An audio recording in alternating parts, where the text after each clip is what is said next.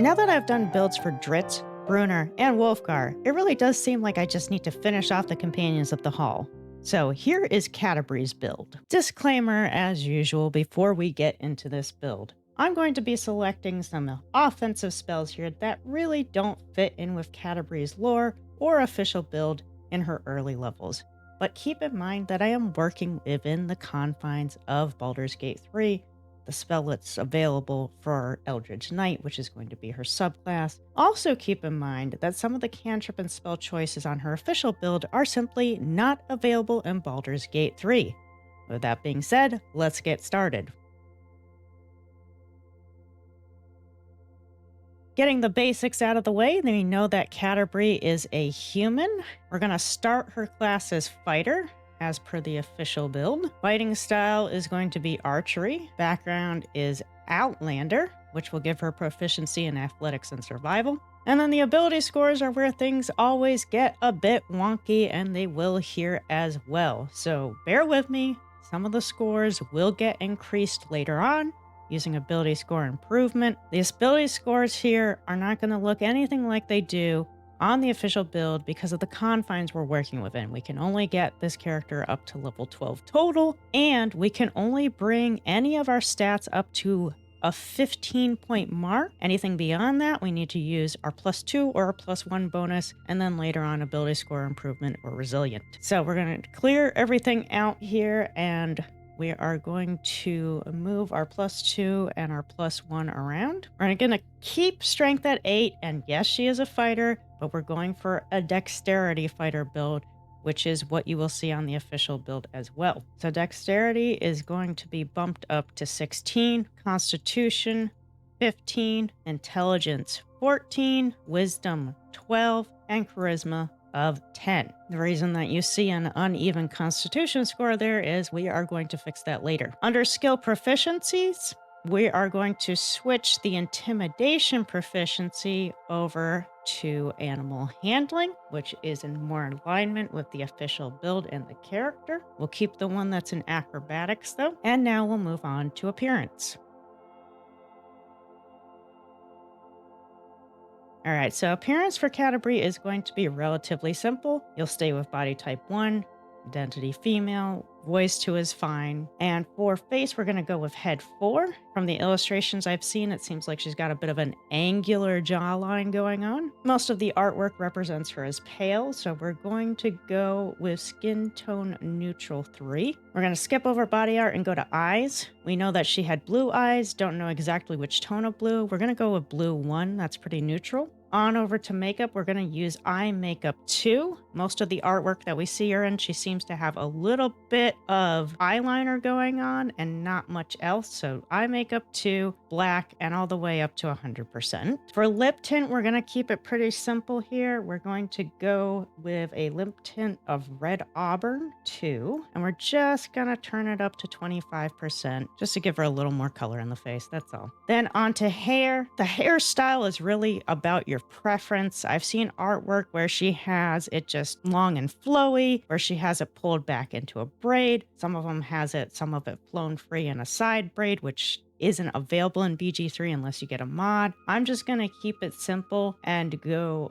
with River Shaman, which just gives you kind of long, flowy hair. Now for hair color, we know that she was an auburn, so we're going to go with color brown red 3, so reddish brown. If you want to add any additional redness to the hair, I recommend using graying rather than the highlights, and the reason I say this is because for some reason with this hairstyle, the highlights are only impacting one side of the hair, not the whole thing.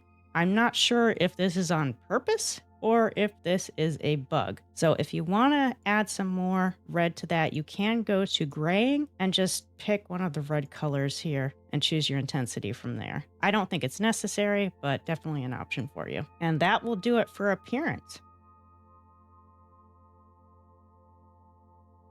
All right, starting at fighter level 2, there's nothing we have to do here. You're just unlocking your action surge, so we'll move on to fighter level 3. At fighter level 3, it's time to choose your subclass. Now, the subclass that she is officially in D&D Beyond is called Arcane Archer, which does not exist within BG3. The closest we can get to that really is Eldritch Knight. However, by picking Eldritch Knight, you do have to grab some cantrips and spells that may not seem very realistic for Catti-brie at level 3. So we're pushing the boundaries a little bit here, but again, working within the confines available. So for the cantrips, we're going to grab Blade Ward, which is just a utility spell, and Light as well. Now, Light is kind of important early on for Catti-brie's build because she's a human, so she does not have dark vision. It's going to be really helpful when you get to the Underdark. You can always respec her later and get rid of this if you want to later on give her dark vision, which is a 2nd level spell. Okay, and then for the spell slots, really hard to avoid an offensive spell here because the only utility spells we have access to are Mage Armor, which is completely useless for her, Protection from Evil and Good, and Shield. Now we're going to take Shield. There's some viability to that choice. Not really a big fan of Protection of Evil and Good just because of its limitations. And we do know that she learns Magic Missile early on. She actually accidentally casts Magic Missile with a wand given to her before she even starts her training. So I'm going to grab Magic Missile for this. It's a little bit of a stretch, but bear with me. And then under the expanded spell list, we're going to go for utility again. We're going to start with Long Strider. And then at Fighter level 4, it's time to choose one more spell and our first feat. So that spell list continues to get pretty narrow here. And what we have for utility just doesn't really make sense. So we're going to grab Burning Hands. We do know from the description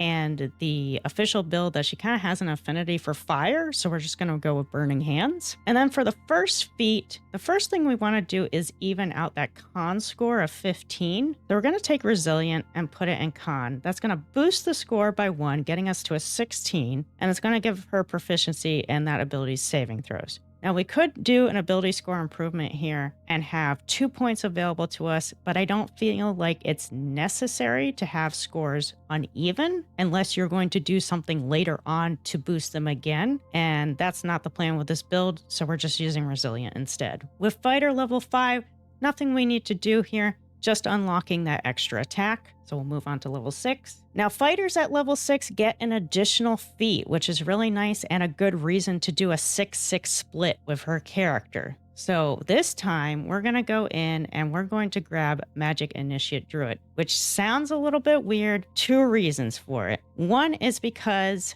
Arcane Archer gave her access to Druidcraft. Now, BG3 doesn't really have one stand-in for Druidcraft. It has some things in it that are similar to some of the effects of Druidcraft, but not just one cantrip or one spell or something that kind of embodies it. This is really the only way to get her slightly into Druid without actually putting her class in Druid. So we'll do Magic Initiate Druid for that. The other reason is because you get access to these ritual spells, and we can give her Speak with Animals. Now, there's nothing in the official build that says she's got Speak with Animals, but it is a really, really, really helpful ritual spell to have. So we're going to do it mainly for the convenience of it. But if you wanted to change it to something else or change this feat choice entirely, that is, of course, up to you. And then for the additional cantrips, we're going to grab Guidance and Resistance. So just 2 more utility spells or cantrips available to us. And now at this point in Catti-brie's journey, if you will, she's now been trained as a wizard. So now she has access to all these additional spells. Now, as I said earlier, spell choices are going to deviate a bit from what is in the build because of the confines of BG3. So for the first 3 cantrips, we are going to go with Firebolt, Friends, and Shocking Grasp. For the first 6 spells, we're going to go with Featherfall, Find Familiar, Chromatic Orb, Thunderwave, Sleep, and Expeditious Retreat. So a couple utility spells mixed in there. Chromatic Orb and Thunderwave are on her official build. Okay, moving on to level 2 wizard. Now it's time to choose the subclass. We're just going to go with the official one here, which is Evocation. Makes the most sense. And then for our 2 additional spells at level 2, we're going to go with Ice Knife and Witch Bolt. These spells are not on the official build, but they are elemental abilities, and she does later on get Lightning Bolt. So Witch Bolt is kind of like the mini version of that. Level 3, time to choose 2 more spells, and now we unlock access to level 2 spells. So we're going to grab Misty Step and Scorching Ray. Again, not on the official build, but Misty Step is just very critical in this game. Being able to get around the battlefield is just such an important part of the combat mechanics. And then Scorching Ray, because again, she has that affinity for fire. It's an elemental spell, just kind of fits in. Okay, at level 4, it's time to choose another cantrip, 2 more spells, and our final feat. For the cantrip, nothing available here fits the official build, so we're just going to go with another elemental spell of Ray of Frost. For the 2 spell slots, we're going to choose one that is on the official build and one that isn't, but is still kind of in alignment with the overall theme. So Gust of Wind is on the official build. Flaming Sphere is not, but we don't quite have access to Fireball yet. And again, we're kind of going with that affinity for fire, so that's going to be our stand-in right now. And then for our feat, we're going to go over to ability score improvement, and we're going to boost that intelligence up to 16, which is where we really wanted it from the get-go. But again, limitations, so now we're getting to that. And then at level 5 wizard, it's time to take 2 more spells. These 2 spells are on the official build. There's Fireball, and then there's also Haste. Both are pretty handy spells. And now at the final level, wizard level 6, we got to take 2 more spells. One of them is official, one of them is not. I mentioned earlier that she gets access to Lightning Bolt, so we're going to keep that in the build. Nothing else fits here, though. Nothing else that we're seeing available here is actually on her official build, so it's kind of dealer's choice here. You can grab whatever you want, whatever you think is the most handy for the way you want to play, or whatever you feel is the closest to the lore for her. I'm personally going to grab Counterspell. It is just a handy utility spell. That's what I'm going to go with, but dealer's choice on this one. So that's going to do it for the build section. Now let's go on to a few bonuses for you. There are a couple weapons that you can get throughout BG3 that can work as stand-ins for some of Catti-brie's equipment.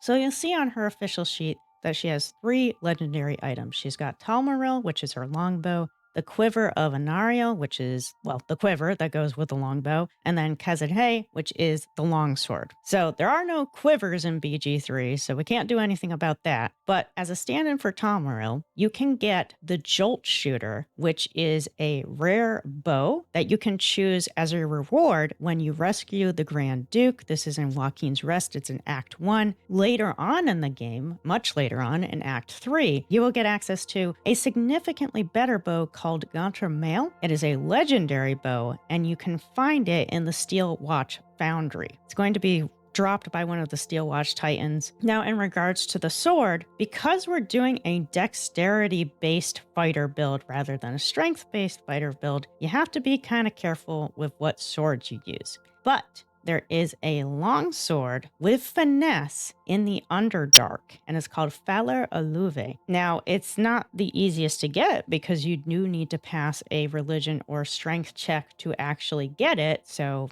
I don't know, maybe bring Stratoheart with you when you do it or something. But this is a very unique weapon because of it being a longsword, meaning a dual-wielded sword, but also having that finesse keyword. So this is a great stand-in for Catti-brie's Catti-brie. And there you have it, the second to last Companions of the Hall build. There's only one more to go, and once all of them are done, there's going to be a condensed version of all the builds where we take out the appearance and the bonus information and just stick to the builds themselves. So keep an eye out for that, and thanks for watching.